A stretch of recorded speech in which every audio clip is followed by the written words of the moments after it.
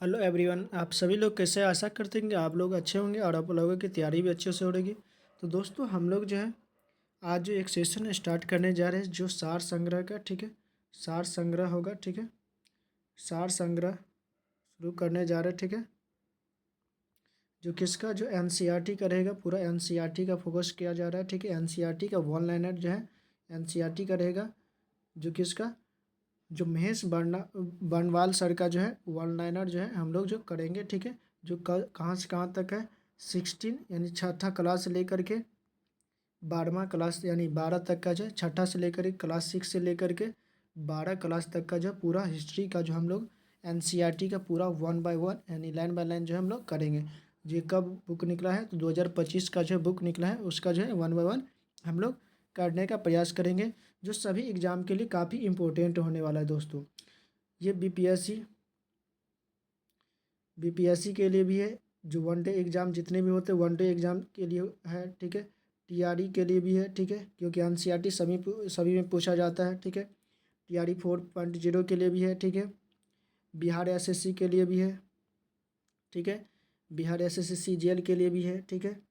इसके सीजीएल के लिए भी है। बिहार एसएससी का जो अभी जो ऑफिस अटेंडेंट का आया या इंटर लेवल का आया, उन लोगों के लिए भी काफ़ी इंपॉर्टेंट होने वाला है दोस्तों, ठीक है। जो बिहार पुलिस का तैयारी करे उन लोगों के लिए भी काफ़ी ये इंपॉर्टेंट होने वाला है दोस्तों, ठीक है। तो अभी तक अगर चैनल को सब्सक्राइब नहीं किए तो चैनल को सब्सक्राइब कर लेंगे, और इस चैनल से जुड़ करके जो आप लोग लाभ उठा सकते हैं, ठीक है। इसका तैयारी कर सकते हैं, ठीक है। तो चलिए, अब आप लोग ज़्यादा कोई समय नहीं लेते, क्वेश्चन की ओर बढ़ते हैं, ठीक है। तो आज हम लोग जो है प्राचीन भारत के इतिहास जो है, सबसे पहले प्राचीन भारत का इतिहास जो हम लोग पढ़ेंगे, ठीक है। प्राचीन भारत के इतिहास जो हम लोग आज से शुरू करेंगे, ठीक है।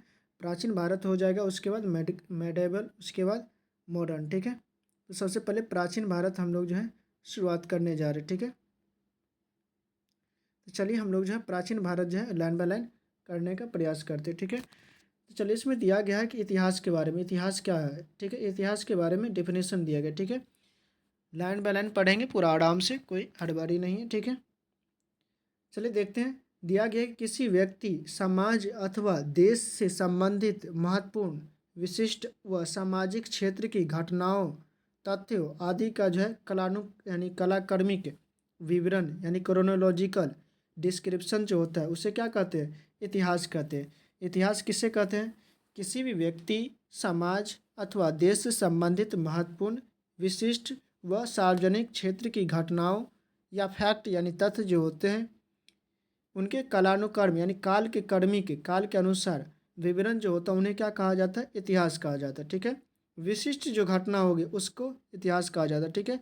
ये नहीं कि अब कोई भी घटना रहेगा उसको जो है इतिहास कहा जाएगा, ठीक है। उसको नहीं, विशिष्ट देश या समाज या उससे संबंधित महत्वपूर्ण घटना जो होंगे, ठीक है, उन्हें क्या कहा जाएगा, इतिहास कहा जाएगा, ठीक है। अब चलिए देखते हैं, इसके बाद आगे दिया गया है। आगे दिया गया है कि इतिहास का पिता किसे कहा जाता है, इतिहास का पिता किसे कहा जाता है, हेरोडोटस को कहा जाता है। किसे, तो हेरोडोटस को कहा जाता है, ठीक है। किसे कहा जाता है, यानी इतिहास का पिता जो है हेरोडोटस को कहा जाता है, ठीक है। इतिहास का पिता किसे कहा जाता है, हेरोडोटस को कहा जाता है, ठीक है। याद रखेंगे, ठीक है, याद रखेंगे किसे कहा जाता है, इतिहास का पिता हेरोडोटस को कहा जाता है, ठीक है। इसके बाद दिया गया है किसे कहा जाता है, हेरोडोटस को कहा जाता है। इसके बाद दिया गया कि अगला पॉइंट में है कि भारत यानी प्राचीन भारत के इतिहास से संबंधित प्रथम वास्तविक पुस्तक किसे माना जाता है, प्रथम वास्तविक पुस्तक किसे माना जाता है जो प्राचीन भारत के इतिहास से संबंधित है। किससे संबंधित है, प्राचीन भारत के इतिहास से जो संबंधित है वो कौन सा पुस्तक है, यानी कौन सा जो है पुस्तक है, प्राचीन भारत के इतिहास से जो संबंधित पुस्तक है वो कौन सा पुस्तक है, तो वो है रजत तरंगिणी यानी राजत तरंगिणी, ठीक है, ठीक है, राजत तरंगिणी, ठीक है, राजत तरंगिणी, ठीक है। कौन सा है, तो राजत तरंगिणी, ठीक है। इसके बाद अगला है दिया गया उत्कीर्ण उत्कीर्ण चिन्ह यानी उत्कीर्ण चिन्ह वाले प्राचीनतम सिक्के को क्या कहा जाता है, उत्कीर्ण चिन्ह वाले जो है प्राचीनतम सिक्के को क्या कहा जाता है, तो ये इसे आहत सिक्के कहा जाता है। क्या कहा जाता है, आहत सिक्के, या इंग्लिश में रहेगा क्या, पंच मार्क कॉइन, ठीक है। उस पर आहत किया जाता है, ठीक है, आहत किया जाता है, यानी ठोस निशाना बनाया जाता है, ठीक है, उसे उत्कीर्ण चिन्ह कहा जाता है, ठीक है, आहत किया जाता है, ठीक है। इसके बाद दिया गया सिक्कों के अध्ययन को क्या कहा जाता है, तो ये मुद्रा शास्त्र कहा जाता है। क्या कहा जाता है, मुद्रा शास्त्र, ठीक है, यानी न्यूमिस्मेटिक्स कहा जाता है। क्या कहा जाता है, सिक्कों के अध्ययन को न्यूमिस्मेटिक्स या मुद्रा शास्त्र कहा जाता है, ठीक है। इसके बाद अगला पॉइंट में दिया गया है कि भारत में प्रागैतिहासिक काल यानी प्रागैतिहासिक खोज यानी भारत में जो है प्रागैतिहासिक खोज प्रारंभ करने का श्रेय किसे जाता है। यानी भारत में जो है प्रागैतिहासिक खोज का जो है करने का श्रेय किसे जाता है, तो ये किसे जाता है, तो ये जाता है डॉक्टर प्राइम रोज को। किसे जाता है, डॉक्टर प्राइम रोज को जाता है। कि ये किसे जाता है, यानी किसे कहा जाता है, तो डॉक्टर प्राइम रोज को कहा जाता है, ठीक है। कौन खोजा था, प्रागैतिहासिक खोज को प्रारंभ में कौन खोजा था, तो डॉक्टर प्राइम रोज ने, ठीक है। यहाँ से प्राइम से यहाँ पर क्या दिया गया है, प्राइम से यहाँ से प्रागैतिहासिक काल, ठीक है, और यहाँ पर क्या दिया गया है, प्र से प्राइम, ठीक है, प्र से प्राइम दोनों याद रखेंगे, ठीक है, टिक यहाँ पर याद रखेंगे, प्र प्रा इधर और प्राइम, ठीक है, ये याद रखेंगे। प्रा से क्या हो गया, प्रा से प्रागैतिहासिक काल, ठीक है, और प्राइम से क्या हो गया, ये प्राइम रोज, ठीक है। प्रागैतिहासिक खोज का जो है प्रारंभ करने का श्रेय किसे जाता है, तो प्राइम को जाता है, ठीक है, याद रखेंगे। इसके बाद हम लोग जो है यहाँ पर कुछ ये दिया गया है, इसको देखते हैं। हाँ, इधर ये पहले दिया गया, इसको देखते हैं। यहाँ पर दिया गया है कि भारतीय प्रागैतिहासिक अध्ययन से संबंधित प्री हिस्टोरिक, ठीक है, क्या दिया गया, यानी प्री हिस्टोरिक,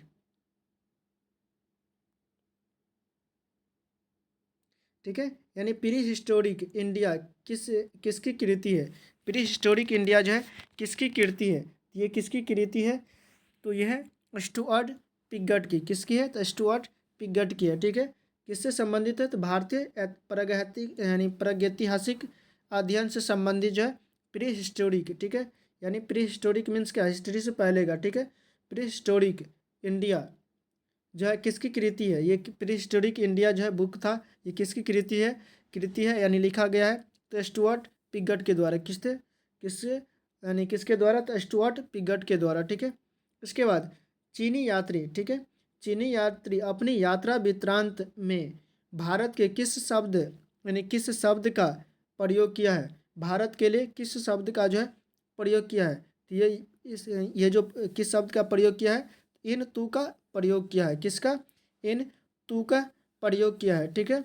चीनी यात्री जो है अपने यात्रा वृत्तांत मीन्स क्या है, यात्रा यानी यात्रा करते हुए जो वो जितने सारे उनके साथ जो घटते हैं घटनाएं, वो सारे जो लिखते हैं बुक में, ठीक है, उसे क्या कहा जाता है, यात्रा वृत्तांत कहा जाता है। तो उसने जो यात्रा वृत्तांत चीनी यात्री जो है क्या लिखे थे, यानी क्या बताया था भारत के बारे में, ठीक है, भारत के लिए क्या किस शब्द का यूज किया था, तो इन तू का जो है यूज किया था, ठीक है।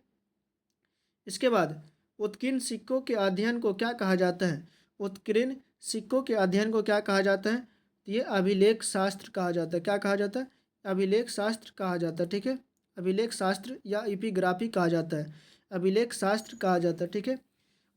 उत्कीर्ण सिक्के किस यानी आहत से बने होते थे, आहत सिक्के को क्या कहा जाता था, उत्कीर्ण सिक्के कहा जाता था, ठीक है।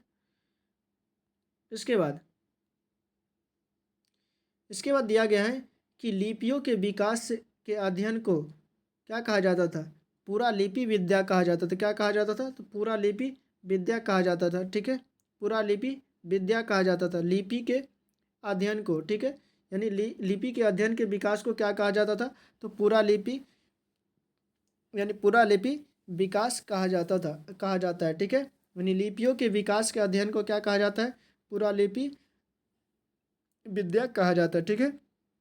इसके बाद सर्वप्रथम भारतवर्ष नाम उल्लेख जो है किस अभिलेख से प्राप्त होता है, सबसे पहले जो भारतवर्ष का जो है उल्लेख जो है किस अभिलेख से प्राप्त होता है, तो ये किससे प्राप्त होता है, तो ये हाथी गुम्फा अभिलेख से प्राप्त होता है। किससे प्राप्त होता है, तो हाथी गुम्फा अभिलेख से प्राप्त होता है सर्वप्रथम भारतवर्ष का उल्लेख, ठीक है, याद रखेंगे किससे प्राप्त होता है, तो सर्वप्रथम जो है हाथी गुम्फा अभिलेख से जो है भारतवर्ष का जो है उल्लेख मिलता है, भारतवर्ष नाम का जो है उल्लेख मिलता है, ठीक है, हाथी गुम्फा अभिलेख से, ठीक है।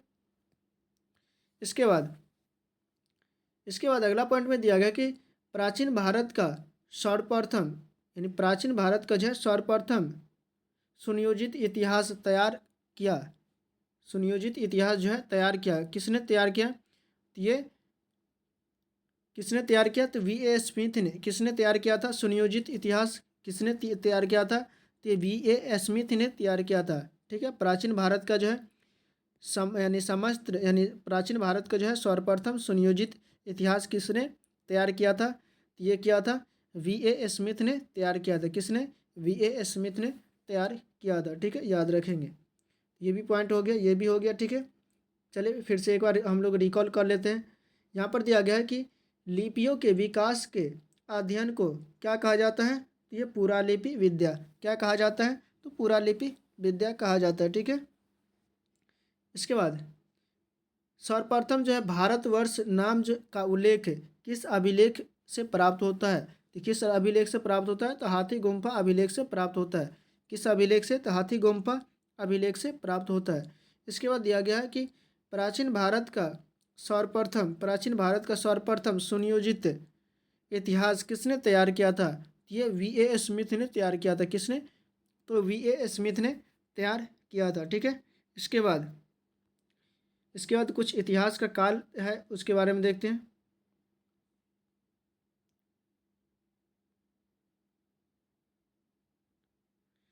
इसमें दिया गया है इतिहास का जो कुछ काल दिया गया, ठीक है। प्रागैतिहासिक काल, ठीक है, प्री हिस्टोरिक पीरियड, ठीक है, प्री हिस्टोरिक पीरियड। इसमें जो है मानव की उत्पत्ति से लेकर के 3000 ईसा पूर्व तक था, ठीक है। मानव की उत्पत्ति से लेकर के 3000 ईसा पूर्व तक। कितना तक? 3000 ईसा पूर्व तक। उत्पत्ति से लेकर के 3000 ईसा पूर्व तक प्रागैतिहासिक काल का पीरियड था इसमें, ठीक है। इसके बाद आद्य ऐतिहासिक काल, ठीक है, यानी प्रोटो हिस्टोरिक पीरियड, ठीक है। ये 3000 से लेकर के 600 ईसा पूर्व तक, 3000 से लेकर के 600 ईसा पूर्व तक जो है आद्य ऐतिहासिक काल था, ठीक है। इसके बाद ऐतिहासिक काल जो है, ऐतिहासिक काल 600 से लेकर के आगे तक का, ठीक है, 600 से लेकर के अभी तक का जो काल है वो ऐतिहासिक काल है, ठीक है। यानी 600 से लेकर के 600 आगे तक का काल, ठीक है, 600 ईसा पूर्व से लेकर के आगे तक का काल, ठीक है। तो इसमें मुख्य तत्व देख लेते हैं, ठीक है, क्या क्या चीज़ था। पुरातात्विक साक्ष्य अध्ययन का एकमात्र स्रोत, ठीक है, पुरातात्विक शास्त्र जो था, सॉरी, पुरातात्विक साक्ष्य जो था वही अध्ययन उस कर सकते थे, ठीक है। कोई भी लिखावट चीज़ें यहाँ पर उपलब्ध नहीं था, ठीक है, क्योंकि लिखित साक्ष्य जो है उपलब्ध नहीं था। दिया गया यहाँ पर लिखित साक्ष्य जो है कोई भी उपलब्ध नहीं था। एक चीज ये एग्जाम में पूछा भी जाता है कि प्रागैतिहासिक काल में जो है क्या लिखित साक्ष्य उपलब्ध था? तो यहाँ पर जो है लिखित साक्ष्य उपलब्ध नहीं था। प्रागैतिहासिक काल में जो है लिखित साक्ष्य जो है उपलब्ध नहीं था, सिर्फ पुरातात्विक साक्ष्य था, ठीक है। इसके बाद हम लोग आगे बढ़ते हैं। इसके बाद जो है आद्य ऐतिहासिक काल में जो लिखित साक्ष्य उपलब्ध था, किंतु जो है पठनीय नहीं था, यानी पढ़ नहीं सकता था। लिखित साक्ष्य तो था लेकिन इसको हम लोग जो है पढ़ नहीं सकते थे, कोई भी विद्वान पढ़ नहीं सकता था, ठीक है। अपठनीय था, ठीक है, पढ़ने लायक नहीं था, ठीक है, पढ़ नहीं सकता था, ठीक है, अपठनीय था, ठीक है, इसे पढ़ नहीं सकता था, ठीक है, पढ़ने लायक नहीं था, ठीक है।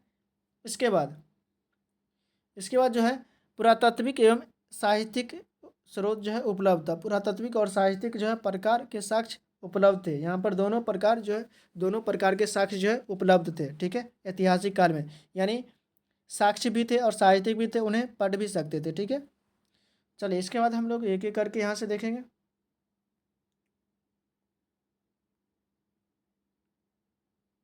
अब इसके बाद प्राचीन भारतीय इतिहास को जानने के लिए, यानी प्राचीन भारतीय इतिहास को जो है जानने के लिए किन स्रोतों का जो है उपयोग करते हैं?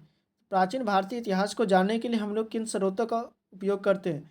तो यूज करते हैं किसको? तो धर्म ग्रंथों का यूज करते हैं, ठीक है, ऐतिहासिक ग्रंथ का यूज करते हैं, पुरातात्विक साक्ष्य और विदेशी विवरण, जो विदेशी लोग आते हैं और वो जो अपने विवरण देते हैं उन्हें भी, यानी उसका भी यूज करते हैं, ठीक है। किसका किसका यूज करते हैं? प्राचीन भारतीय इतिहास को जानने के लिए किन किन स्रोतों का यूज कर सकते हैं, ये याद रखेंगे। धार्मिक ग्रंथ का, ऐतिहासिक ग्रंथ का, पुरातात्विक साक्ष्य का और विदेशी विवरण का। क्या क्या चीज़? धार्मिक ग्रंथ, ऐतिहासिक ग्रंथ, पुरातात्विक साक्ष्य, ठीक है, और विदेशी विवरण का जो है हम लोग जो विवरण का यूज कर सकते हैं, यानी स्रोत का जो उपयोग कर सकते हैं, ठीक है। इसके बाद दिया गया है कि ब्राह्मी लिपि जो है सर्वप्रथम किस विद्वान ने पढ़ा था?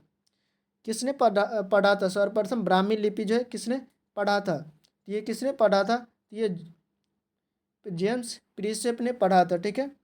वो किसका शिलालेख? तो अशोक के शिलालेख को पढ़ते समय ब्राह्मी लिपि जो है पढ़ा था, ठीक है। अशोक के शिलालेख को पढ़ने टाइम में, ठीक है, अशोक का जो शिलालेख को डिकोड किया था, ठीक है, यानी पढ़ा था, ठीक है, ब्राह्मी लिपि को, अशोक के शिलालेख को, ठीक है। कब? 1837 में अशोक के शिलालेख, ठीक है, ठीक है, कब? 1837 ईस्वी में, याद रखेंगे, ठीक है। किसको पढ़ने के समय में? तो अशोक के शिलालेख को जो है पढ़ने के टाइम में जो है जेम्स प्रिंसेप ने जो है ब्राह्मी लिपि का सर्वप्रथम प्रयोग किया था, ठीक है, 1837 ईस्वी में। इसके बाद अगला पॉइंट है कि यानी प्राचीनतम ग्रंथ, भारत का जो है प्राचीनतम ग्रंथ, भारत के प्राचीनतम ग्रंथ वेद का संकलनकर्ता किसे माना जाता है? भारत के जो है प्राचीनतम ग्रंथ के जो है संकलनकर्ता किसे माना जाता है? तो ये किसे माना जाता है? तो महर्षि कृष्ण द्वैपायन को माना जाता है। द्वैपायन वेदव्यास को माना जाता है, ये पूरा उसका नाम है, ठीक है। महर्षि कृष्ण द्वैपायन वेदव्यास को माना जाता है प्राचीनतम ग्रंथ वेद का जो संकलन किया था। संकलनकर्ता किसे माना जाता है? जो है महर्षि कृष्ण द्वैपायन वेदव्यास को माना जाता है, ठीक है, याद रखेंगे। इसके बाद दिया गया कि भारतीय पुरातत्व सर्वेक्षण जो है, यानी भारतीय पुरातत्व सर्वेक्षण यानी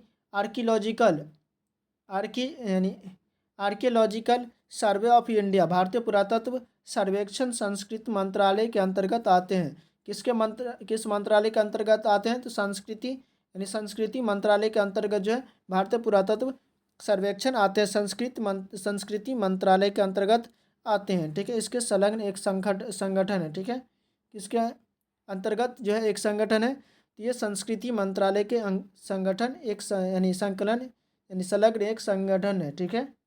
उसके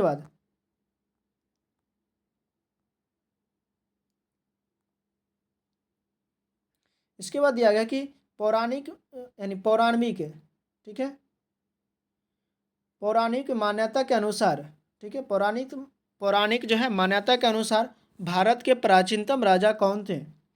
पौराणिक यानी मान्यता के अनुसार जो है भारत का प्राचीनतम राजा कौन थे? ये कौन थे? तो वैश्वत मनु थे। कौन थे? तो ये थे वैश्वत मनु थे। कौन थे? प्राचीनतम साक्ष्य के अनुसार कौन थे? तो ये प्राचीनतम साक्ष्य के अनुसार जो है वैश्वत मनु थे, ठीक है। इसके बाद वायु पुराण में, यानी वायु पुराण में जो है यहाँ पर दिया गया है, वायु पुराण में जो है किस वंश का उल्लेख है? तो ये वायु पुराण में किस वंश का उल्लेख है? तो वायु पुराण में जो है गुप्त वंश का उल्लेख है, ठीक है। किस वंश का उल्लेख है? तो गुप्त वंश का जो है उल्लेख है। वायु पुराण में किस वंश का उल्लेख है? तो गुप्त वंश का उल्लेख है। वायु पुराण में किस वंश का उल्लेख है? तो गुप्त पुराण का उल्लेख है, ठीक है, ठीक है। वायु पुराण में किस वंश का उल्लेख है? तो गुप्त पुराण का जो है उल्लेख है।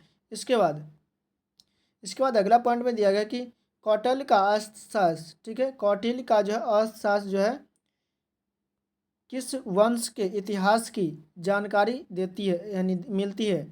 किस वंश के इतिहास का जो है जानकारी देता है? तो ये सबसे पहले याद रखेंगे, ये मौर्य वंश के काल में रहा था अर्थशास्त्र।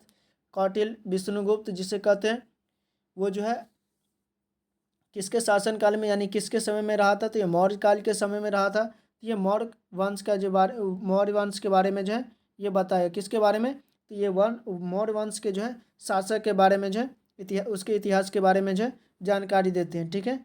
ये अर्थशास्त्र क्या था? एक राजनीति पर बुक था, ठीक है, एक राजनीति जैसा बुक था, ठीक है। इसके बाद अगला पॉइंट है कि जैन धर्म का प्रारंभिक इतिहास किस ग्रंथ में है? ये कल्पसूत्र में है, ठीक है। जैन धर्म का जो है प्रारंभिक इतिहास किस किस ग्रंथ में है? तो ये कल्प सूत्र से है। किससे? तो ये कल्प सूत्र से है। ठीक है, जैन धर्म का जो है प्रारंभिक इतिहास का जो है किस ग्रंथ से है? तो ये कल्प सूत्र से है। ठीक है, किस से? तो कल्प सूत्र से प्राप्त होता है। ठीक है, जैन धर्म का जो प्रारंभिक इतिहास किस ग्रंथ से प्राप्त होता है? तो कल्प सूत्र से प्राप्त होता है। ठीक है, इसके बाद हम लोग अगले पेज की ओर बढ़ते हैं।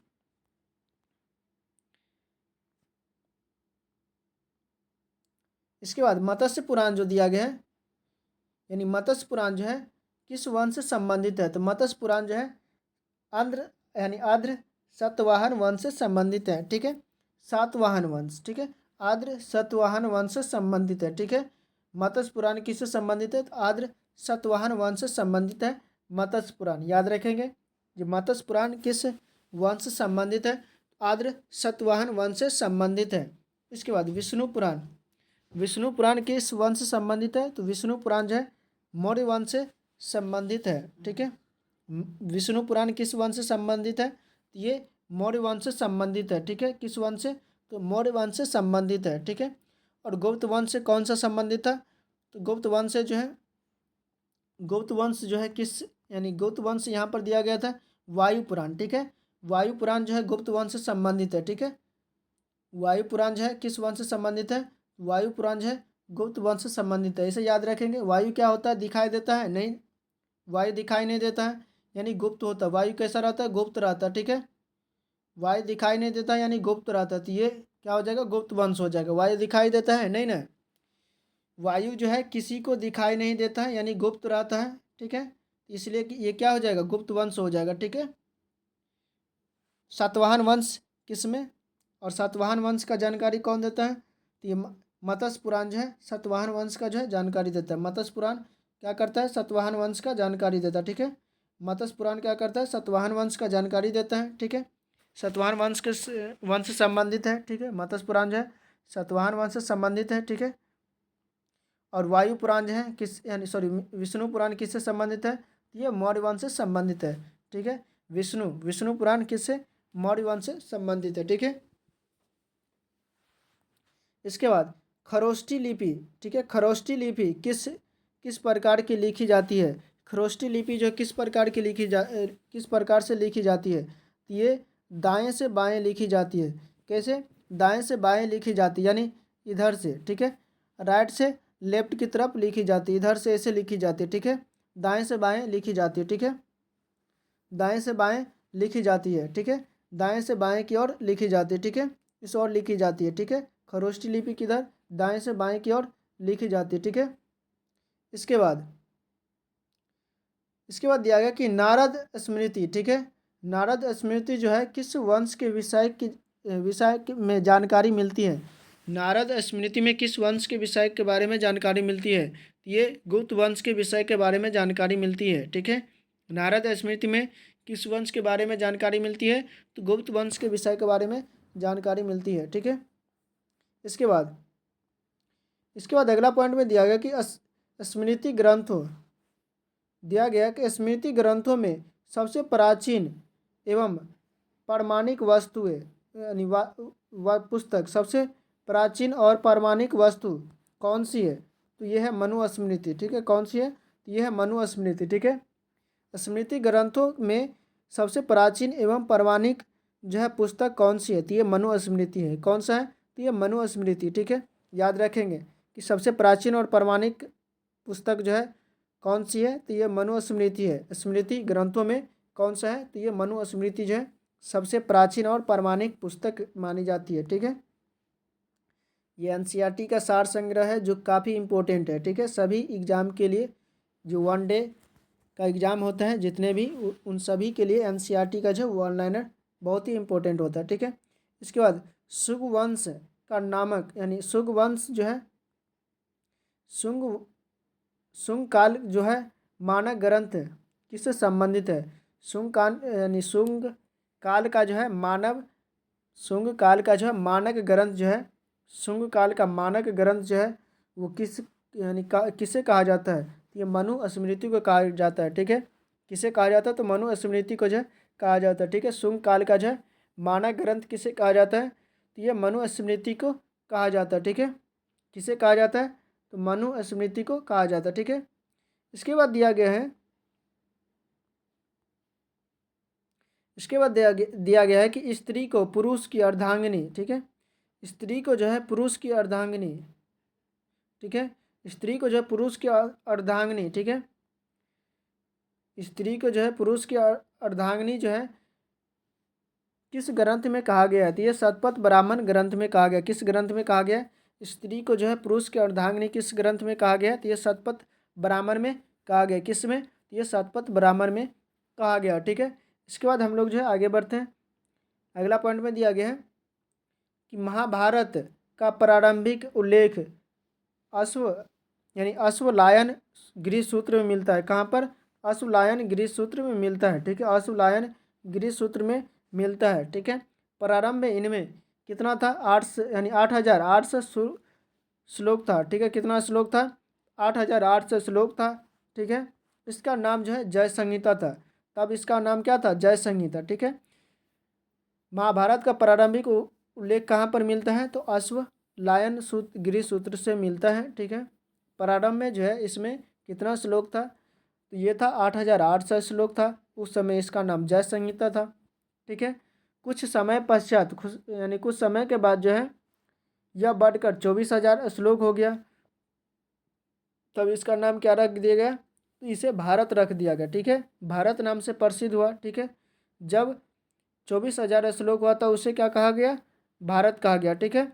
और अंत में 1,00,000 श्लोक होने यानी 1,00,000 श्लोक होने पर इसे सहस्त्र संहिता कहा गया या महाभारत कहा गया। सहस्त्र संहिता या महाभारत कहा जाने लगा, ठीक है। सहस्त्र संहिता या महाभारत कहा जाने लगा, ठीक है। सबसे पहले ये याद रखेंगे, सबसे पहले ये याद रखेंगे कि महाभारत का प्रारंभिक उल्लेख कहाँ पर मिलता है? तो अश्वलायन गृह सूत्र में, ठीक है। और महाभारत में जो है महाभारत में प्रारंभ में जो है 8,800 श्लोक था तो उसे क्या जय संहिता कहा जाता था। 8,800 श्लोक था तो क्या कहा जाता था? जय संहिता कहा जाता था। फिर इसके बाद कुछ समय के बाद बढ़कर जो है इसमें 24,000 श्लोक हो गया, तब उसे भारत कहा जाने लगा।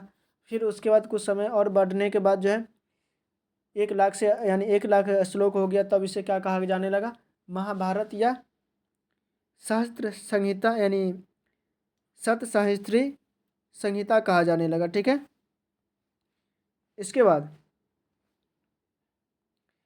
दिया गया कि पुरालेख विद्या से अभिप्राय है। पुरालेख विद्या से क्या अभिप्राय है? तो ये है शिलालेखों के अध्ययन से। शिलालेखों के अध्ययन को क्या कहा जाता है?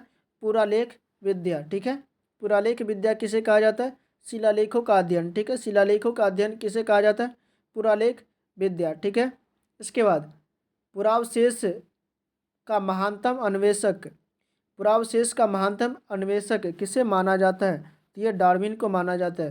यानी पुरावशेष यानी पूरा अवशेष जो होता है उसका महानतम अन्वेषक किसे माना जाता है? तो ये चार्ल्स डार्विन यानी डार्विन को माना जाता है, ठीक है।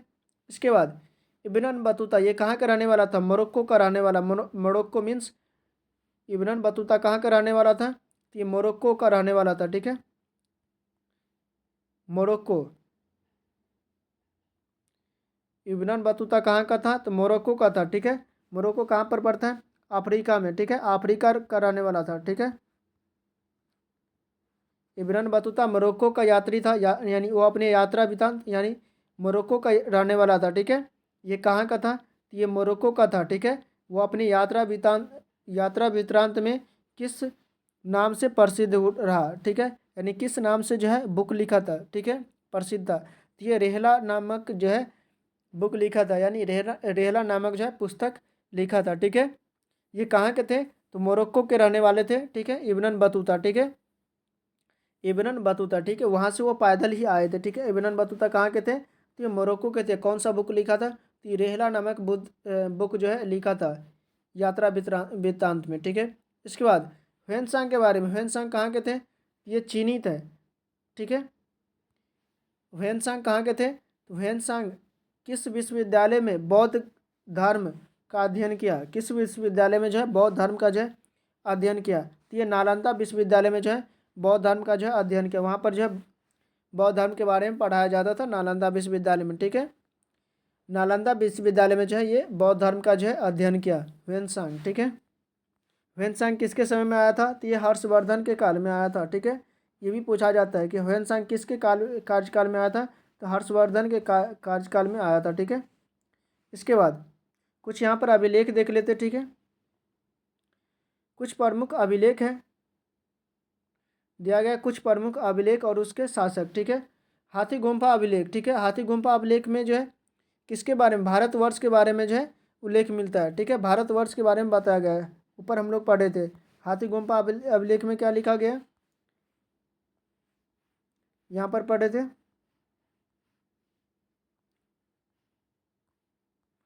एक सेकेंड।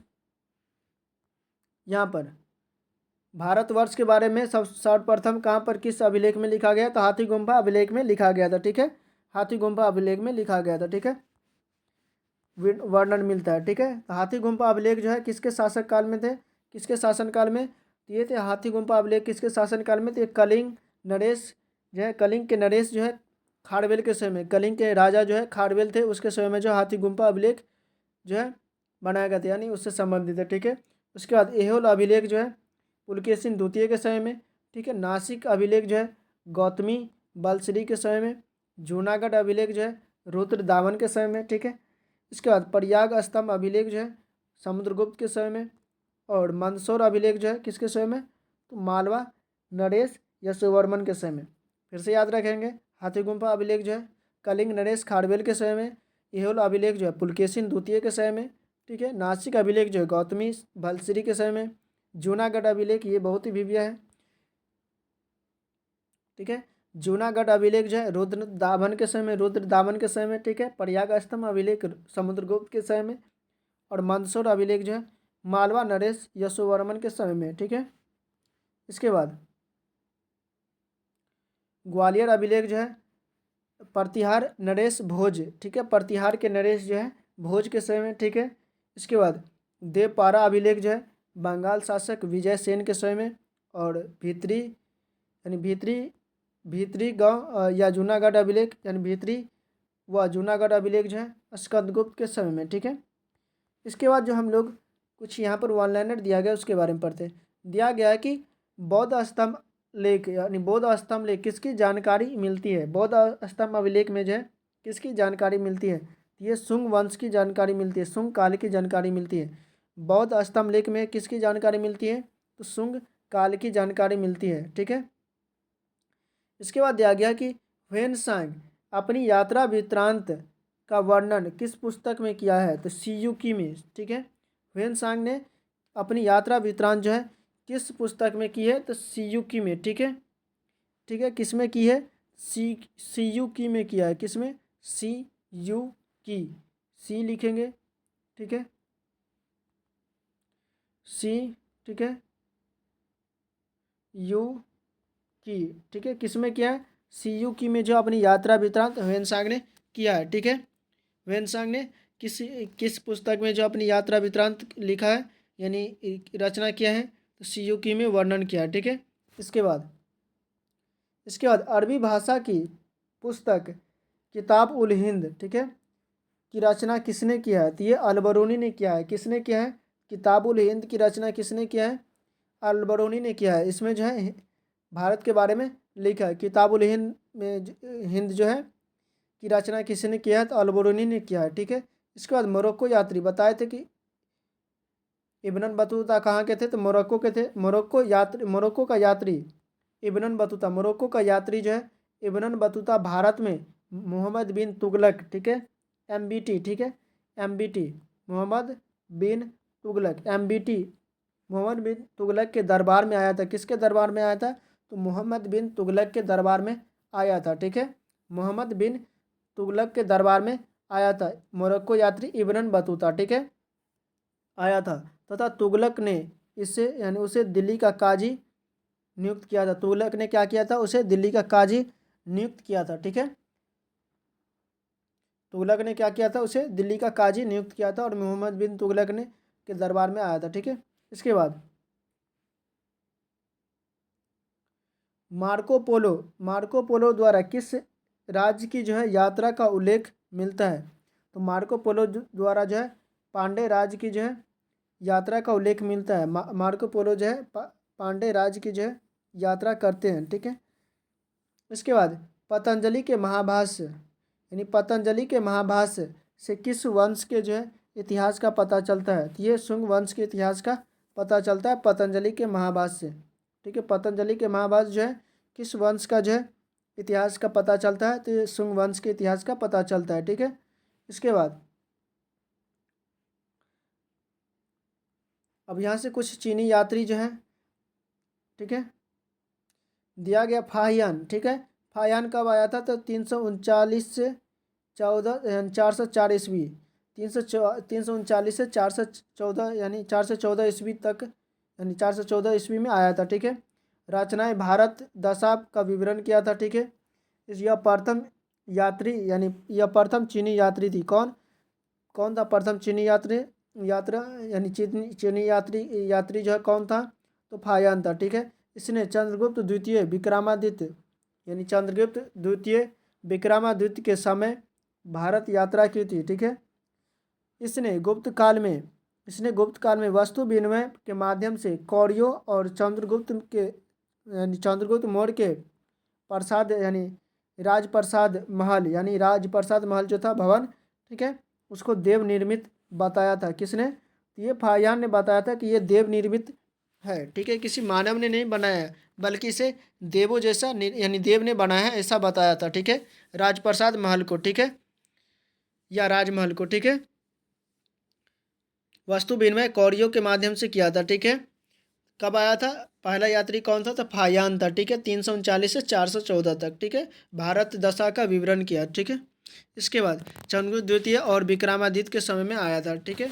इसके बाद आता है ह्वेनसांग, ठीक है। ह्वेनसांग कब आया था? 629 से लेकर के 645 तक आया था, इसके बीच में आया था। इसने जो है सीयू की पश्चात संसार के लेख, ठीक है, सीयू की लिखा था, ठीक है। सीयू की इसका बुक रचना का नाम था, ठीक है। ह्वेनसांग सम्राट हर्षवर्धन के समय में भारत आया था। किसके समय में? हर्षवर्धन के समय में आया था, ठीक है। इसने हर्ष को शिलादित्य की उपाधि दिया था। इसने हर्ष को क्या कहा था? शिलादित्य की उपाधि दिया था, ठीक है। इसे विभूषित किया था, ठीक है। इसे यात्रियों का राजकुमार कहा जाता है। शाक्य मुनि कहा गया। नीति का पंडित कहा गया, यानी नीति का पंडित कहा गया किसे? तो ह्वेनसांग को, ठीक है। इसे यात्रियों का जो है राजकुमार किसे कहा गया? ह्वेनसांग को, ठीक है। शाक्य मुनि कहा गया, नीति का पंडित, ये सब कहा गया इन्हें, ठीक है। इसके बाद इत्सिंग आता है, सबसे लास्ट में कौन आता है? इत्सिंग आता है, ठीक है। फाहियान, उसके बाद ह्वेनसांग, उसके बाद इत्सिंग आता है। कब आया था? तो 673 से लेकर के 675 यानी ईस्वी तक, ठीक है। इसके समय में जो ये प्रसिद्ध बौद्ध भिक्षुकों की आत्मकथाएं ये लिखते हैं। किसके बारे में? प्रसिद्ध बौद्ध भिक्षुओं की आत्मकथाएं लिखती हैं, ठीक है। ये जो है चीनी यात्री, यानी चीनी यात्री जो नालंदा विश्वविद्यालय में अध्ययनरत रहा, ठीक है। ये चीनी यात्री यानी बौद्ध चीनी यात्री जो नालंदा विश्वविद्यालय में जो है अध्ययनरत रहा, ठीक है। नालंदा विश्वविद्यालय में इन्होंने जो है अध्ययन किया, ठीक है। इसके बाद जो है कुछ पॉइंट दिया गया है कि सती प्रथा का प्रथम लिखित साक्ष्य 514 यानी 510 ईस्वी में भानुगुप्त के एरन अभिलेख से प्राप्त होता है, ठीक है।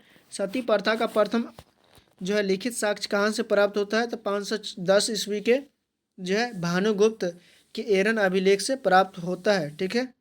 कहाँ से प्राप्त होता है? भानुगुप्त के एरन अभिलेख से जो है प्राप्त होता है सती प्रथा के बारे में, ठीक है।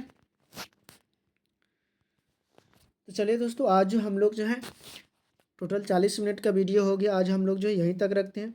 ये जो है सार संग्रह जो है आप लोगों को कैसा लगा कमेंट में ज़रूर बताइएगा। ये सभी के लिए है, बीपीएससी जो पीटी के लिए ये इम्पोर्टेंट हो सकता है, बीपीएससी टीआरई के लिए भी जो टीचर का जो है वैकेंसी आया उसके लिए भी है, बिहार एसएससी के लिए भी है, ठीक है। चाहे इंटर लेवल हो चाहे सीजीएल के लिए, उन लोगों के लिए भी काफ़ी इंपॉर्टेंट है, काफ़ी हेल्प मिलने वाला है दोस्तों यहाँ से, ठीक है। क्योंकि एनसीईआरटी सभी में पूछा जाता है, ठीक है। वनडे एग्जाम जितना भी होता है उन सभी के लिए ये रामबाण साबित हो सकता है, ठीक है। तो चलिए दोस्तों, आज के लिए इतना ही रखते हैं। और अभी तक चैनल को सब्सक्राइब नहीं किया तो चैनल को सब्सक्राइब कर लेंगे, बेल आइकन ऑन कर लेंगे, ठीक है। आज के लिए इतना ही रखते, तब तक के लिए बाय। जय हिंद, जय भारत।